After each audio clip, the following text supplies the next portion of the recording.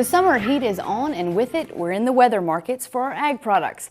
As Neil Melancon tells us in this week's Bottom Line, we're expecting big crops even as we're seeing shrinking prices.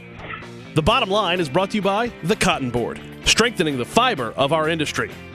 Right along with farmers, we hold our breath as we wait on what kind of weather the summer will bring. Right now in Louisiana, it's like most of the rest of the country with periods of dry weather and timely so-called million-dollar rains. As a result, we've had early crop emergence for both corn and beans. So we're going to take a look at 3 different ways in which our crops are shaping up: the crop condition scores, the estimates of grain supply, and the price outlook.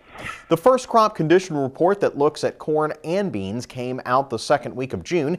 As you can see, the news is good. Although corn fell off just 1% in condition from the week prior, both crops are seeing 3/4 of their acreage in good to excellent condition, with emergence well ahead of normal. So what are traders expecting for this year's crop? Well, for World Supply, it's about on par with last month for new crop estimates. In fact, the old crop estimates are just about the same as well, with a slight drawdown as you might expect due to usage.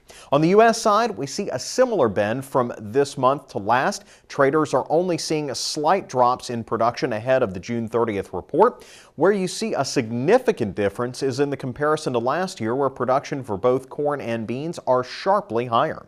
Finally, let's take a look at prices. Corn prices are ranging between the $4.40 and $4.50 per bushel range lately, regardless of whether it's old or new crop. Beans, though, we're seeing a sharp difference now, even though those November contracts are $2 below where old crop is. You have to remember, $12 per bushel for beans is still a pretty good price overall, and you will likely see an edge upwards as we get tighter supplies down the road.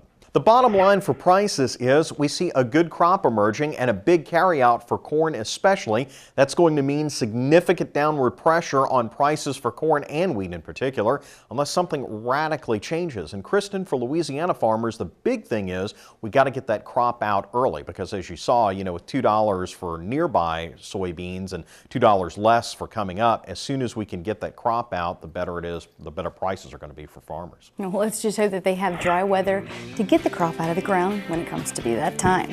Neil Melancon, thanks. Well, that just about does it for This Week in Louisiana Agriculture. Be sure to join us next week when we'll share another great story from a Louisiana dairy in honor of June Dairy Month.